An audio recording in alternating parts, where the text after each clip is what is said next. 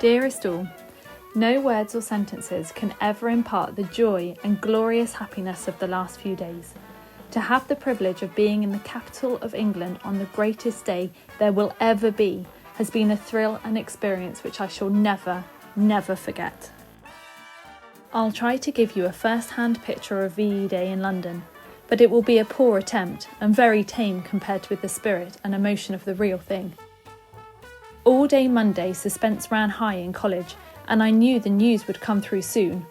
At 3 o'clock, the German report came over and a spontaneous cheer went up from all of us in the common room. Afterwards, nearly everyone put on their best frocks. People went out and bought patriotic roses for us. The 9 p.m. news gave confirmation of VE Day the following day. We went entirely mad. Council came over to the common room, and while we were waiting, we sang Land of Hope and Glory.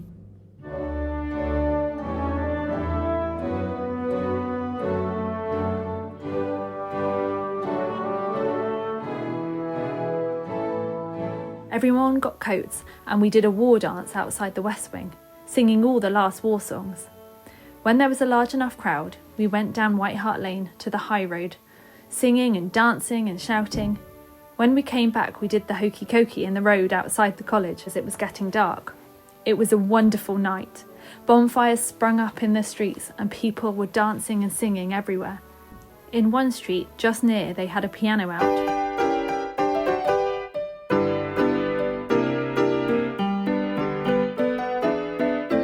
Aircraft were flying over, dropping flares and lights, and from the ground fireworks were going off. At 11, we were meant to be going to bed, but my friend Beryl was in my room till 12:30, and we were holding conversations out of the window with the girls on different floors. Meanwhile, the street activity was at its peak. Precisely as the clock finished striking 12, there was a terrific crash, and we all cheered because we thought it was a victory salvo. However, it was the beginning of the worst thunderstorm I have ever known. The lightning was absolutely terrific. We all felt that it was very significant that this should happen at 12 a.m. on VE Day, as it was rather uncanny, especially as it continued for 2 or 3 hours. At 10 o'clock on VE Day, we set out for the West End. The journey was quite easy, and we got out of the tube at Leicester Square and walked down to Trafalgar Square. Everything seemed quite orderly and calm, except all the flags flying victoriously from every building. We decided then and there to try and get into the service at St Paul's, which the Lord and Lady Mayoress were attending at 12 o'clock. So we walked along the Strand and came across King's College students trying to force their way into the college and shouting, "We want to get in," at the tops of their voices. On along Fleet Street, papers were carpeted over the road and pavements. The Daily Telegraph building looked very majestic and imposing with the flags of all the United Nations hung about it. Continuing up Ludgate Hill, we came onto St Paul's, with the bells pealing out over the city and hundreds of people lining the streets and courtyard. After making inquiries from a policeman, we gathered that anyone could enter the cathedral, so we climbed the stairs and entered St Paul's for the Thanksgiving service. We stood right up under the dome, and my neighbour on the right-hand side was David Niven, the British film star who played in The First of the Few. Here he was with his wife and another man. Mrs. Niven was rather sweet, but obviously the actress type. The service was marvellous and the cathedral packed. The choir sang, and the hymns were "Now Thank We All Our God" and "Praise My Soul, the King of Heaven."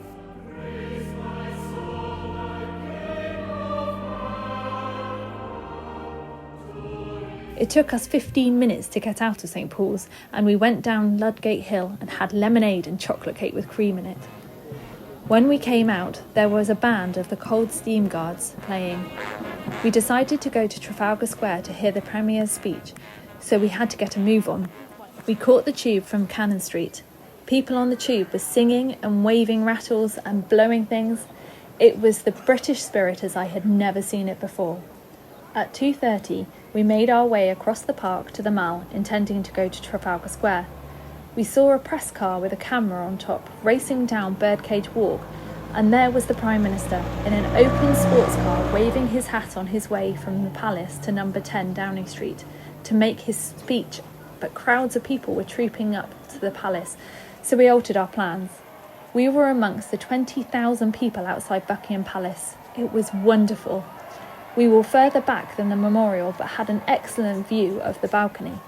At 2:30 a footman came out and draped the balcony for the royal appearance. You can imagine the excitement and expectation in the crowd. Mr. Churchill's speech was relayed and we could hear it perfectly. It was very stirring and lots of people were crying. And abroad. Advance Britannia. Long live the cause of freedom. God save the King. After the speech, the 20,000 sang the national anthem, and then there was a deadly hush, and we waited. Nothing happened at first, so they started, "We want the King," for a few minutes, and then there was a deadly hush again. Very soon the door opened, and the Queen stepped out first, in her usual turquoise blue. Then the King in naval uniform, followed by the princesses. The crowd let themselves go and cheered like mad, and thousands of Union Jacks waved in the breeze. I felt very proud to be part of such a scene. Not only English people joined in the appreciation of their majesties, every nationality was represented. Just near us was a Norwegian airman, and there were many Canadians. When it was all over, we returned to St James's Park for a rest. Then 4 of us set off again to see some sights. As luck would have it, we went straight to Whitehall and 10 Downing Street, where we learnt Mr Churchill was going to appear on the balcony of the Ministry of Health at 5 o'clock. The crowd was already getting dense and you literally couldn't move a foot. We waited and waited, shouting, "We want Winnie! We want Winnie!" There were people on the roofs of buildings, climbing up lampposts and trees, and senior RAF officers were walking around the caping of the Air Ministry in frightfully precarious positions. This went on until 5:30, when we were practically fainting from lack of air, so we pushed our way out of the crowd and started up Whitehall towards Trafalgar Square. But the crowd in the square was so enormous that we realised it was impossible. We turned back and pushed through the crowd again to a side street. Meanwhile, aircraft were flying very low, saluting and dropping coloured lights and firing a sort of rocket that went bang, coloured red, white, blue, yellow. Fireworks were being let off from the roofs of some government buildings towards the square. We were just turning down the side street when an absolute gigantic cheer went up, and Churchill and all the cabinet appeared on the balcony. I don't think anyone could have ever had such an ovation as the Prime Minister had then. It was 10 times more than the King had, and absolutely spontaneous and straight from the heart. For 5 minutes it was bedlam, especially as at that time a great many people decided to faint on the edge of the crowd. We were literally fighting for our existence. After a long time the cabinet managed to get silence, and Mr Churchill addressed the crowd. He was marvellous and said, as you would have seen in the paper, "This is your victory. Every man, woman and child has won this war." Where they turned to go, I dashed round a back street to Parliament Square, but the crowd was going towards us, and we had to hang on to a lamppost for nearly 10 minutes to avoid being swept across Westminster Bridge before we could advance across the bottom of Whitehall and towards Birdcage Walk. Back in the park again, we rested for a while, and we were off again. On the spur of the moment, we decided to go to the palace again.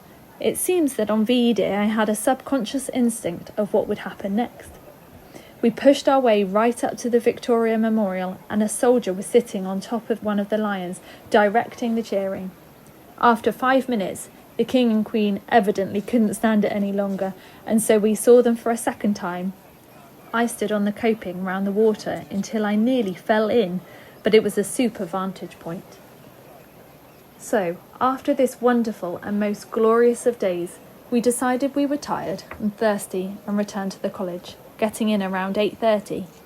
We would have liked to stay in town later, in fact all night, but we had to be in by 11 and we didn't want to risk the lack of transport. We heard the King's speech. Good old George, nearly 20 minutes. Afterwards, Beryl and I walked the streets of Tottenham, watching the celebrations. Every street had at least one bonfire, and the decorations were amazing.